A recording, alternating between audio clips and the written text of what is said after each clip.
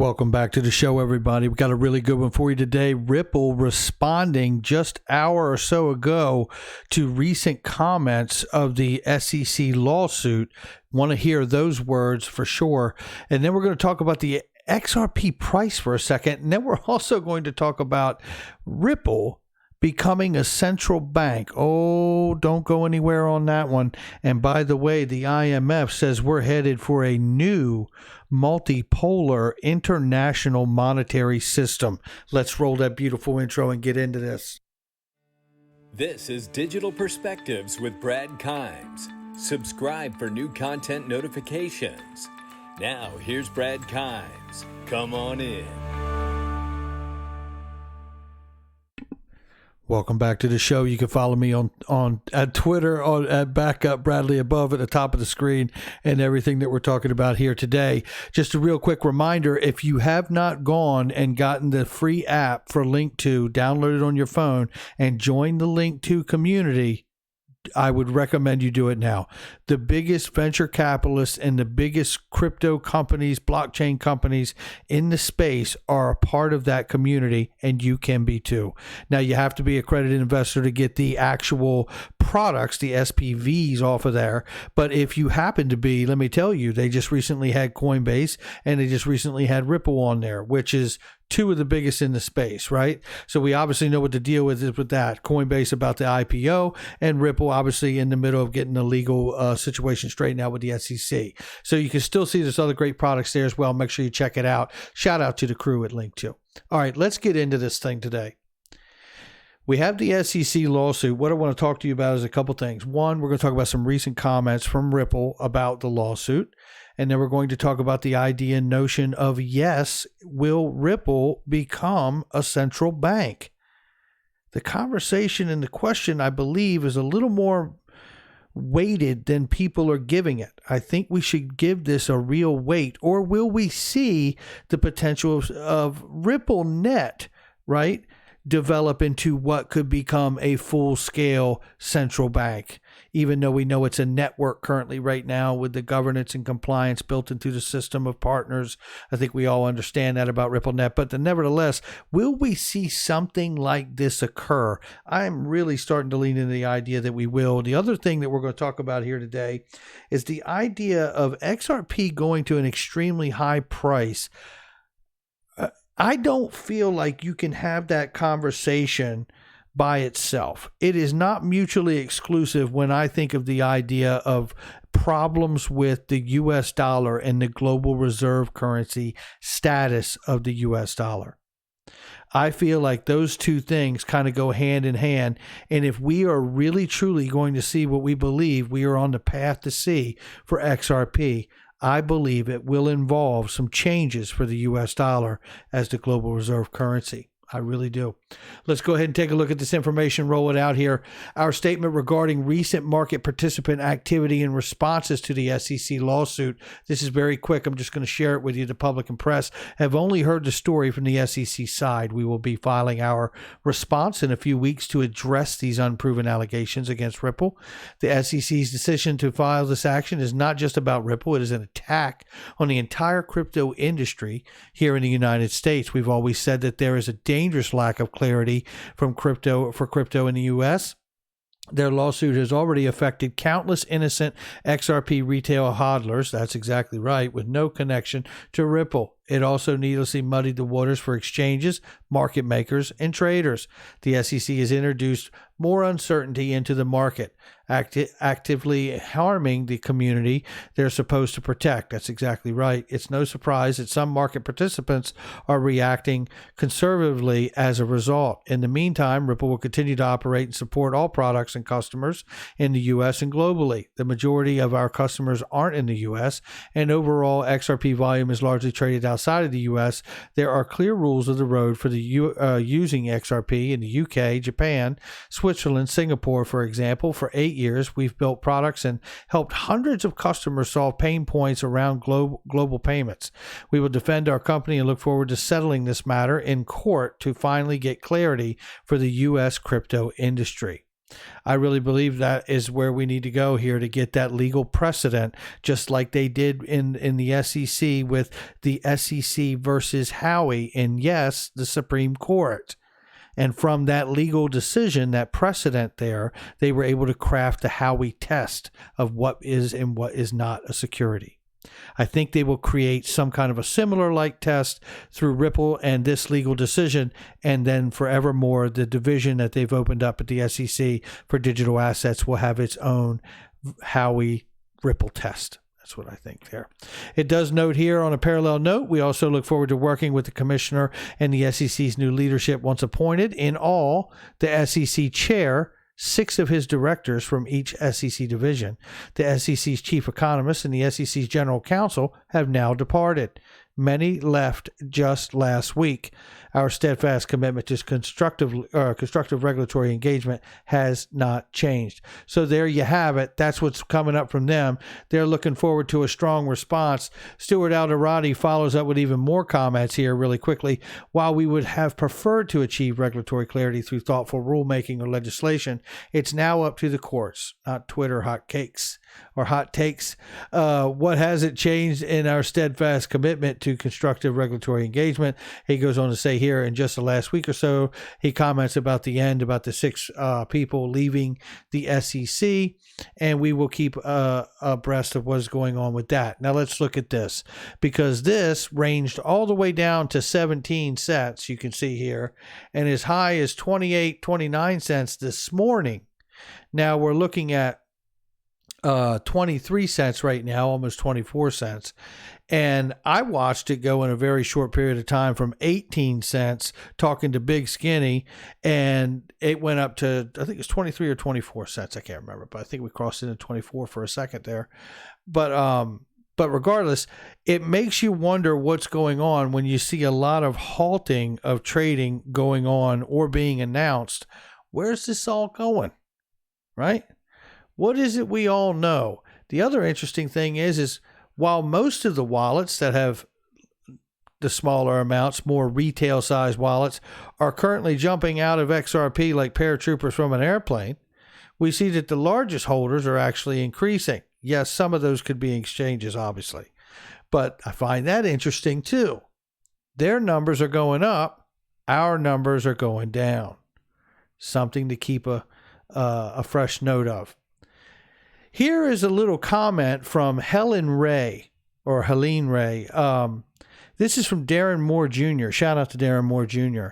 I want to play this minute clip, and she's French. There's an accent there, so just prepare the ears. But she is making a very good comment here about the Triffin dilemma. And I just want to play this for you so we can talk about this moving into the idea that it is not mutually exclusive to talk about XRP becoming a bridge currency for the world and getting the legal clarity it needs, and not talking about the idea of a dollar collapse, or at the very least, the dollar global reserve status coming down or changing. Let me play the clip. If I believe that you are going to transform your dollar into gold, there might not be enough gold for me to transform my own dollar into gold at a later date, and so we are going to have a run. That's a So that's a confidence issue. Confidence crisis. A confidence crisis is what she calls it. What she just said there is that you go ahead and decide to back your dollar by gold, and then I'm going to try to back mine. I might not be able to get the gold I need to do it. This causes a confidence crisis, and it causes a run on gold and a dump on dollars.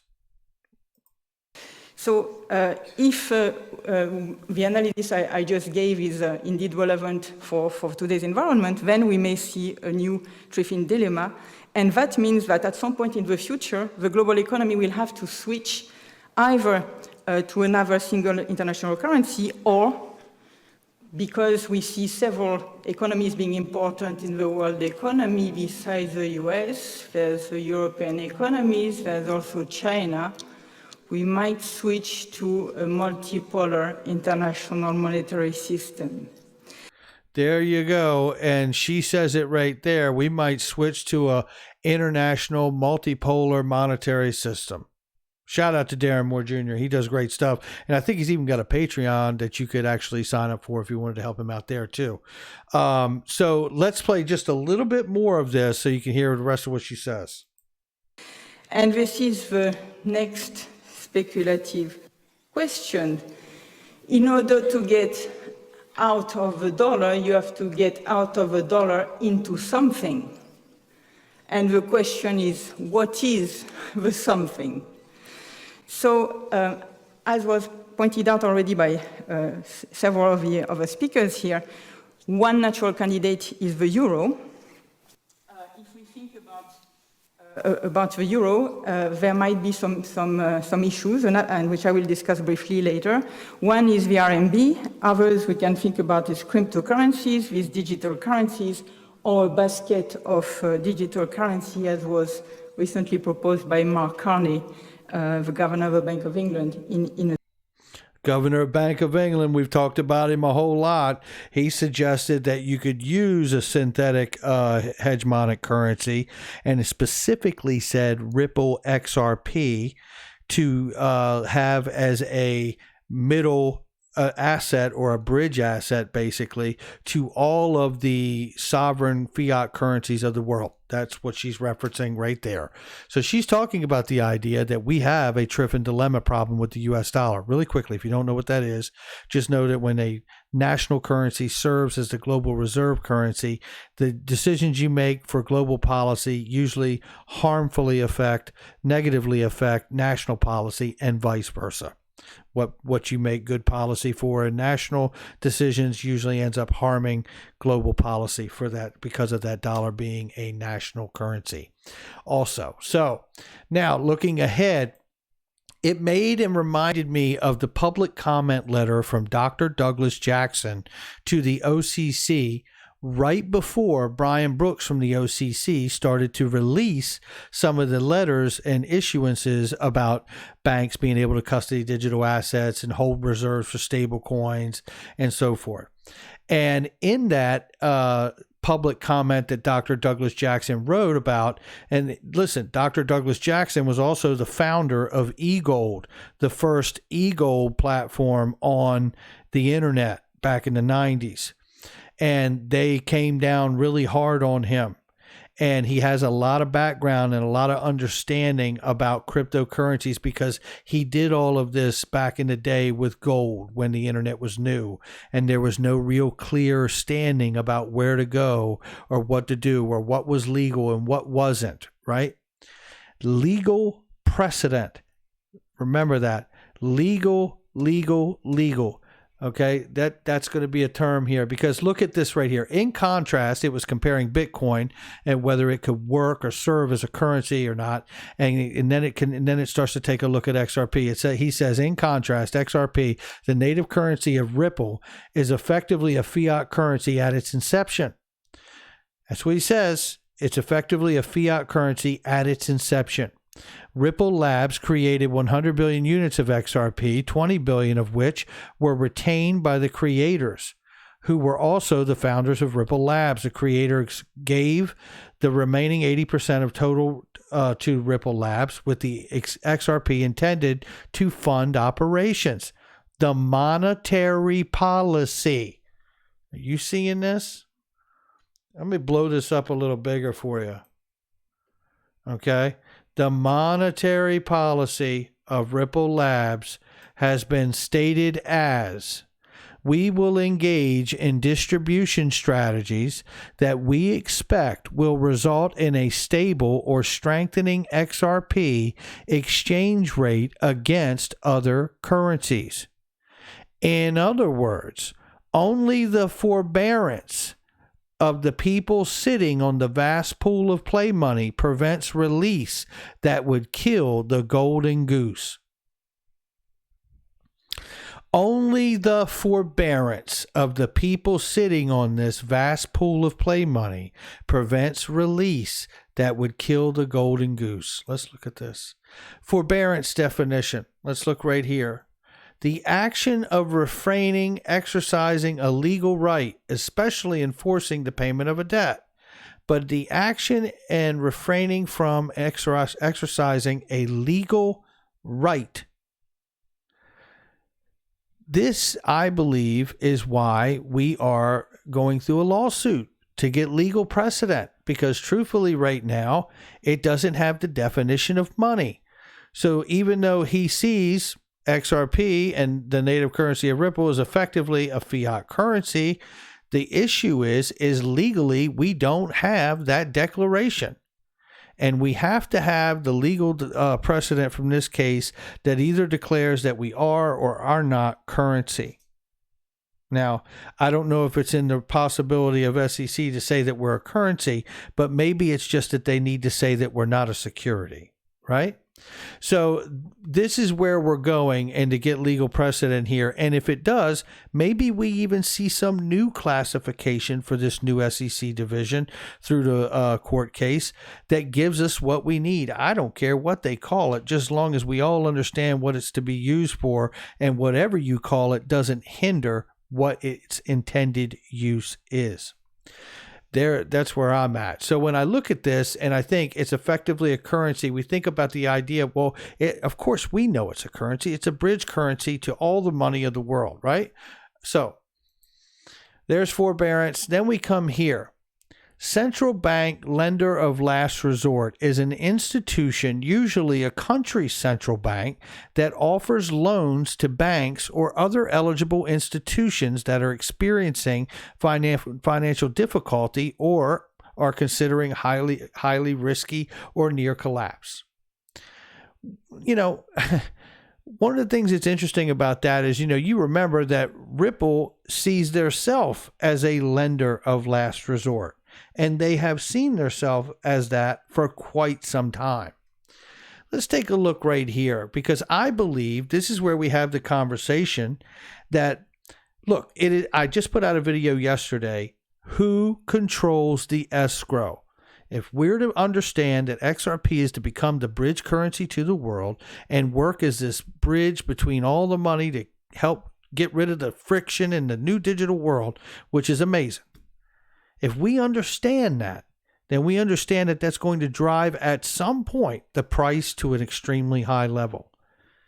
I can't see how a tech company from San Francisco is going to remain the steward of the scheduled escrow release of the most expensive and powerful asset on the planet.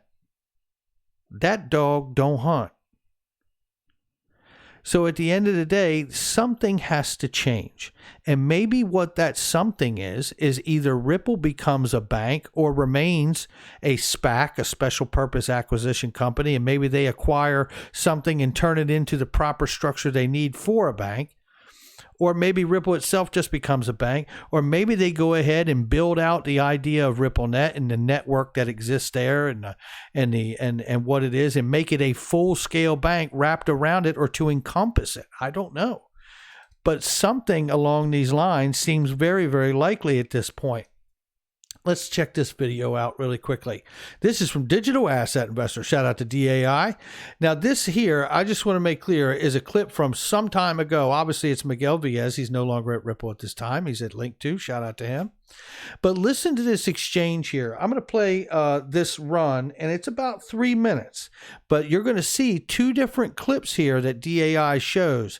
And this backs up the idea of what I'm talking about. Listen to what Miguel Villas describes about what they've been working on at that particular time. This is 2018, 2019. Check this out.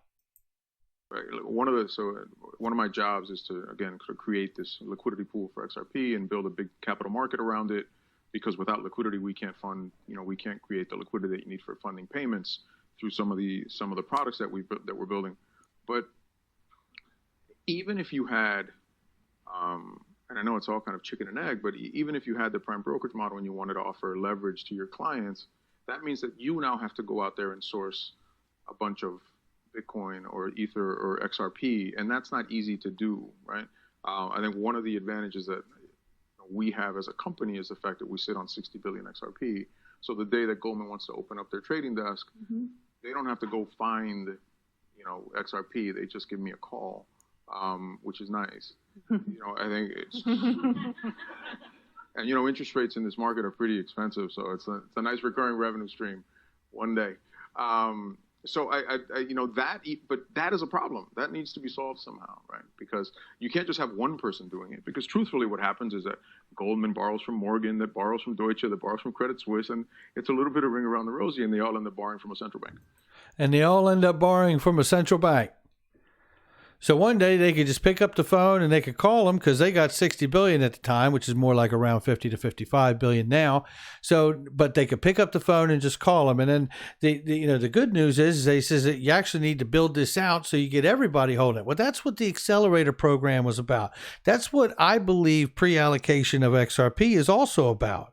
I believe, just like I believe there's a certain amount of XRP that has to be held back for monetary policy as you go forward in the future. Listen, this thing wasn't designed for just rebates and things of that nature. I mean, this asset is designed to serve the world and all the people in it back end. There's no question about that to me. And what I hear right there in that comment alone is him talking about the scenario that you have all these people like a ring around the rosy, all these other banks, but ultimately they're coming to borrow from a central bank. Maybe that's Ripple, because Ripple has their own money, just like Dr. Douglas wrote in his public comment to the OCC that I just read you. And he also broke down how Ripple, with the escrow release, has scheduled releases which they monitor how much is doled out and how much goes on a contract at the back end of the escrow, just like they told us in Q2 report that they will now participate in buying back off of the secondary exchanges, which is where you and I go get XRP, because they believe it is in their best interest. They see themselves just like anyone else who uses XRP for their business now at that point with that statement and that acknowledgement. And now you have a situation where they can control how much goes out, and they can also turn around now and go out and buy it back off the open market in order to help control the value of the price, because it is in their best interest for the ecosystem, not in profit, but for the ecosystem, just like the central bank of the Fed decides how much money to print or not, or how much money to take back in as they collect it. This is monetary policy, and monetary policy comes from a government and a central bank. Now let's keep going here. We got a little more. We are using it for investments, right? So we are funding other companies with our XRP. You'll hear some stuff about that as well. But really, we don't want to get rid of all of it because we do feel like being maybe a primary lender in the market will be helpful as we try to build liquidity in the space. So, the idea that we'll be better off with no XRP, I think, is not one that we're going to win. So he's hinting at it there, but then listen to this. We kind of owe it our best effort to get it to where it belongs and where it deserves to be. So, being part of a team that's focused on doing that and, literally doing something that's never been done before, it's pretty cool. My wife thinks I'm nuts because every other word out of my mouth these days is XRP, and I seem to be working, 27 hours a day, and I'm having dreams about payment rails. But I firmly believe that's how you get to do something really special. And the company is, it's amazing what it's been able to achieve, incredibly solid. Our leadership is amazing. And I think we're on a path that hopefully we'll all look back someday and be like, wow, I can't believe I was a part of that. So yeah, I'm obviously pretty stoked. Like, how do you intend to distribute the rest of the XRP then? Listen to this very carefully right here. Yeah, no, that's a good question, Mahir. And I don't necessarily know that we'll ever distribute all of it. In my mind's eye, there's a possibility where, we end up more of a lending kind of, more of a lender of last resort capacity, maybe. Like a central bank, you mean? I think that would be a little strange for a software company, and maybe.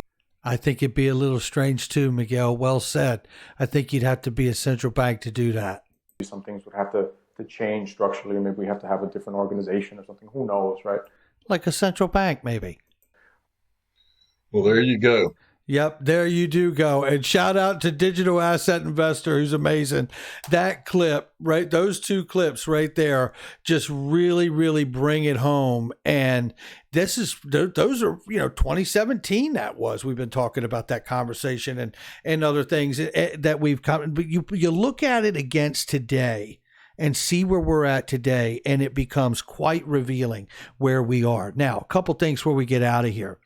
A multipolar international monetary system, just like Helen Ray, in the comment that I played for you. And, it says it requires coordination and stable policies. I instantly begin to think of the Financial Stability Board, the G20, and all the work that's been happening internationally with them and the IMF to coordinate through the problem. And then it says here, there was also a warning from, I guess it's Fari and Magori, warned that a system of multiple international and reserve currencies may be subject to runs as investors coordinate in and out of a given reserve currency. Well, this is interesting to me because they're talking really about arbitrage moments, really basically on large scale, based on the fact that you would have these different reserve currencies. But if we take the idea of putting a bridge currency in between all of them that is not a sovereign currency, well, then I think we've just kind of slowed the problem, or at least minimized the problem, so it would be a short event and it would level out very quickly. All right, then looking here before we leave, this is an article from the IMF of June of 2019. This is looking toward a multipolar system. We must prepare for a possible turbulent transition to a safer, more efficient international monetary system. I absolutely feel that, the pandemic is very real. I also feel like it's also very timely. And it's happening exactly while we're having a new monetary system be ushered in. That new monetary system, I believe, is going to shed a global reserve currency tied to a fiat currency and a national currency. And I believe it's going to move more towards a multipolar currency that is going to take us to the idea and implementation of something like XRP as a bridge currency to the world. And I think that is going to look a lot like this. And I tell you, with that being said, and I don't know if that's not going to open up for me now, there it is right there. So you look at this, and XRP sitting in the middle, bridging everything from CBDCs to oil to gold to silver, Thai baht, euro, yen, UK, you name it, Indian rupee. It's all there. And this is what the asset and the ledger is designed to really do. You want to know what full scale intended use is? This is it right here. And, when I look to this, there are some things in here that in this article that he talks about that really talks about today, the dominance of the dollar makes the United States the world's banker. As such, the country enjoys exorbitant privileges, in other words, according to what that person said, and bears exorbitant duties, directly or indirectly. It is preeminent, the supplier of safe and liquid assets to the rest of the world, the issuer of the dominant currency of trade invoicing, the strongest force in global monetary policy as the main lender of last resort. When I think about the idea of Michael S. Barr from the Treasury coming to work at Ripple, when I think about Susan Friedman leaving the Treasury and coming to work at Ripple, when I think about Craig Phillips leaving the Treasury and coming to work at Ripple, when I think about Sandy O'Connor leaving 3 decades at JP Morgan working with the G20 and regulatory advisory committees about systemically important financial market utilities, and coming to work at Ripple, I start thinking Ripple is going to be a central bank. That's going to do it for me. Hit the like and subscribe. Leave a comment below and share with somebody you know. Hit that notification bell and check out all the links in the description box and the comment section. Make sure you know that those are trusted, vetted links of products and services that I use every day. I'll catch all of you on the next one.